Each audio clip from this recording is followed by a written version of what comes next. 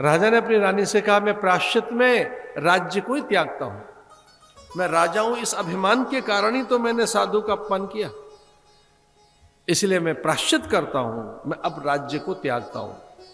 ये पूरी धरती का जो मेरा शासन है, इस पूरी वसुधा का के वैभव का मैं एकमात्र भोक्ता, इस पूरी धरा का मैं शासक हूं, इस पूरी धरती का ही तो मैं मालिक हूं, इस पूरी धरती को ही मैं त्यागता हूं। अब मैं महलों में कभी नहीं लौटूंगा, इन राजसी वस्त्रों को त्याग देता हूं मैं, ये मुकुट अब मैं धारण नहीं करूंगा, अब इसका मुझ पर अधिकार नहीं रहा, अब मैं प्रायश्चित करने निकल रहा हूं। तो इतने बड़े मन का राजा मुकुट त्याग कर, राजसी वस्त्र त्याग कर, अपने राज्य से मुंह मोड़ कर वो साधु की ओर भागा। ये भारत है। साधु के यहां ऋषि मुनियों का झुंड आ चुका था, गिरिकंदराओं से, हिमपत्तिकाओं से निकलकर साधु आ चुके थे। वहां तो एक ही साधु देखा था उसने, लेकिन यहां तो हजारों साधु, झुंड के झुंड। वहां चूंकि सबको पता लग गया कि अब कुछ एक बहुत बड़ी घटना होने वाली है। जैसे ही परीक्षित पहुंचेगा, सुखदेव प्रकट हो जाएंगे और भागवत आरंभ हो जाएगी। जो त्रिकालदर्शी थे, जो देख सकते थे प्रज्ञा चक्षु से, अपने अंतर के नेत्रों से, वे सब के सब, उतत्य, देवल, अंगिरा, गौतम, चमन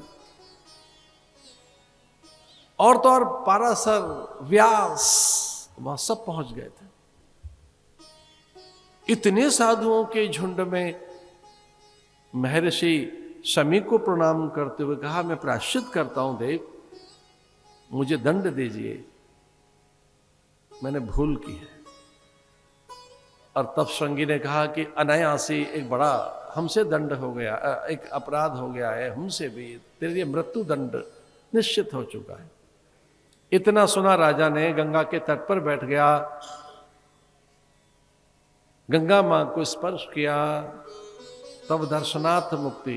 गंगा, इसका स्पर्श ही सारे पापों का शमन करता है। हो सके तो एक गंगा जल का कण आपकी जिह्वा पे जाए तो क्या बड़ी बात है। किंचित धीता भगवद गीता, गंगा जल लव कणिका पीता। मुझे आपसे एक निवेदन करना है, गंगा जल नहीं है, गंगा अमृत है। संभव हो सके, संभव हो सके, ये मैं व्रत लें आप ऐसा नहीं कह रहा हूं, संकल्प लें ये ऐसा मैं नहीं कह रहा हूं, ये बहुत कठिन व्रत हो जाएगा, बड़ा संकल्प हो जाएगा, ये कोई बड़ी प्रतिज्ञा हो जाएगी, ऐसा मत करना।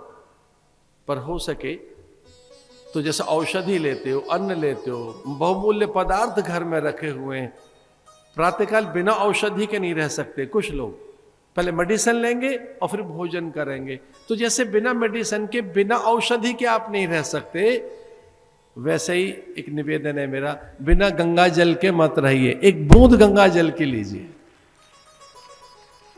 एक बूंद, एक बूंद लीजिए, जस्ट ए ड्रॉप, एक बूंद, एक बूंद लीजिए।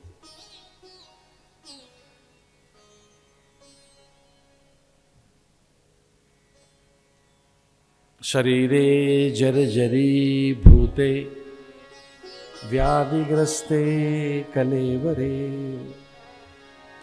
औषधम जाह्नवी तोयम वैद्यो नारायणो हरि।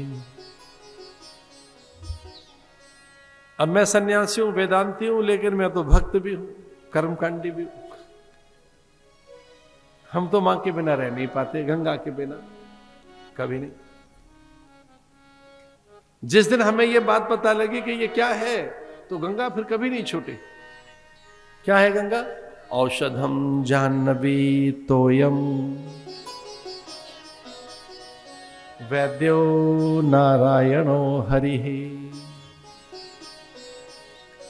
अगर बढ़िया से बढ़िया चिकित्सक ढूंढना हो, बेस्ट से बेस्ट डॉक्टर का, मैं पता बता रहा हूं आपको, बढ़िया डॉक्टर पता है कौन है?